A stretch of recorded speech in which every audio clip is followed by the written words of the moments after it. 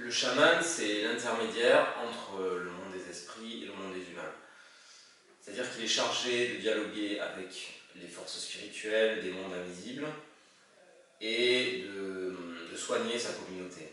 L'artiste est un chaman de l'art. En ce sens que, comme le chaman, il est visionnaire, il essaye d'ouvrir des portes invisibles, il essaye de s'élever spirituellement, il se transforme aussi, son œuvre le transforme aussi.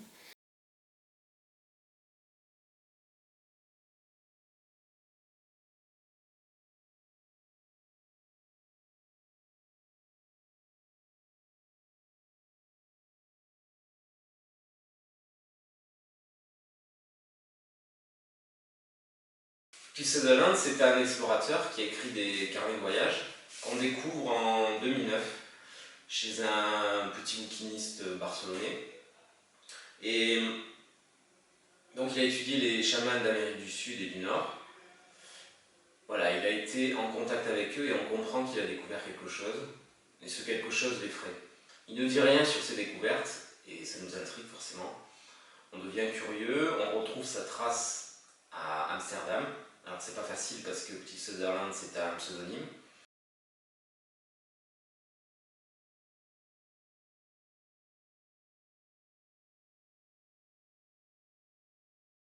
On accuse l'explorateur d'être un peu fou, d'être marginal, parce qu'il a accès, grâce à ses trans, à des mondes qui ne sont pas à la portée de tout le monde, un peu comme quand les Indiens au Pied d'Arizona mettent un masque sur la tête, ils se transforment, ils deviennent des divinités, ils dansent, ils sont en relation directe avec les dieux, et ils peuvent dialoguer avec eux sur une autre dimension. Et donc voilà, à partir de là, c'est vrai que pour les gens du commun, on peut paraître un peu fou ou décalé, quoi. La femme qui porte le temps dans son ventre féconde la rivière. De son bâton aux ramures d'hippocampe, elle frappe les roches sous-marines. La rivière, en retour, lui répond par des chants audibles par les sorciers au masque d'écailles. C'est un murmure de l'onde qui dit le passé, le présent, l'avenir. C'est parfois un rugissement porté par les cascades qui annonce la vie, la mort. Le chaman au masque de tortue, qui a aussi la fonction d'oracle, écoute la rumeur des flots et traduit le chant du monde. Donc on rencontre Keith Sutherland à Amsterdam, dans un hôpital psychiatrique où il est enfermé depuis 1947, selon ses médecins. Il s'est volontairement enfermé là-bas. Et 1947, ça correspond en fait à la date de son retour de l'île des chamans. Et on passe 2 mois avec lui, il nous livre ses travaux sur l'île des chamans, et on comprend au fur et à mesure qu'il est lui-même un chaman, et qu'il a eu peur, il a été appelé par les esprits, il a eu peur de devenir un chaman. Il a refusé son destin en fait. Et il y a donc deux êtres en lui. D'abord le scientifique, l'explorateur ethnologue, cartésien, et ce chaman. C'est ce qui explique, c'est ce qui est la raison de son aliénation. C'est-à-dire qu'il y a 2 êtres qui luttent en lui. Les chamans portent des masques pour pouvoir passer d'un état humain à un état végétal, minéral, animal, mi-animal, et le masque leur permet de se transformer progressivement et de prendre des formes auxquelles on ne s'attend pas, quoi. Et ces formes-là sont souvent très belles, elles rejoignent l'art, parce qu'elles sont poussées par une force spirituelle très grande et totalement inconnue de nous. Enfin, je veux dire, c'est un état d'esprit supérieur qui fait que le chaman, en se transformant, devient une autre entité qui est encore plus belle. Reconstituer l'univers de l'île des chamans, ça n'a pas été facile, parce que premièrement, nous n'avons pas été sur cette île, et on s'est seulement basé sur les visions, les souvenirs, les notes, les transes aussi de Cliff Sutherland. Il faut savoir que Cliff Sutherland, c'est un homme qui pouvait entrer dans une transe à n'importe quel moment. Donc à partir de là, il a des hallucinations,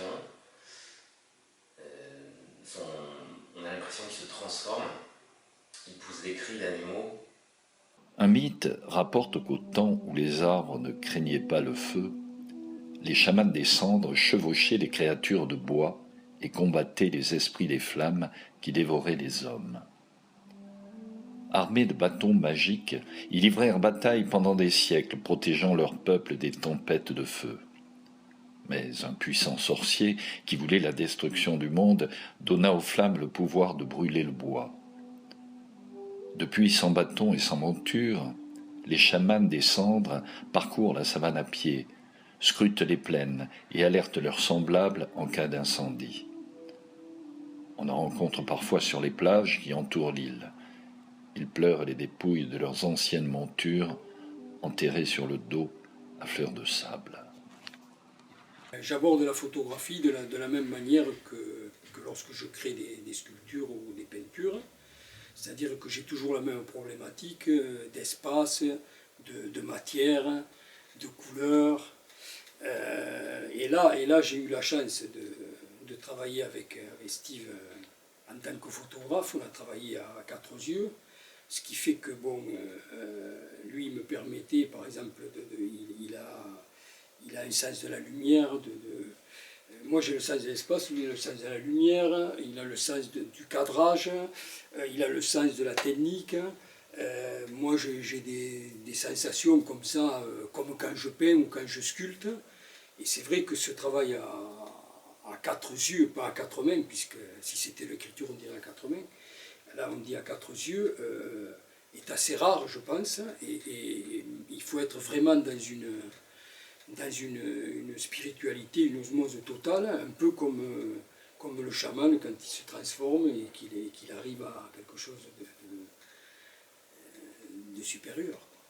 Donc l'idée c'était de prendre en photo ces chamans, mais sans tomber dans un genre particulier de la photographie, c'est-à-dire le reportage d'exploration, le documentaire ethnologique, ou simplement la photo esthétique.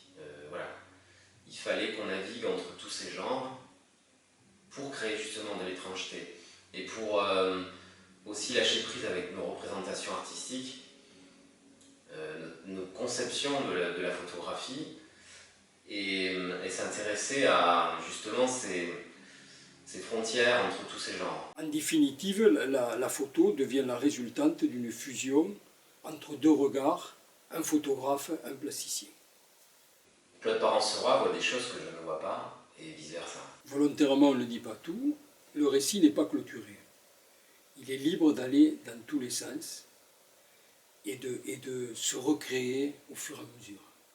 Il fallait laisser des espaces vides, des zones d'ombre.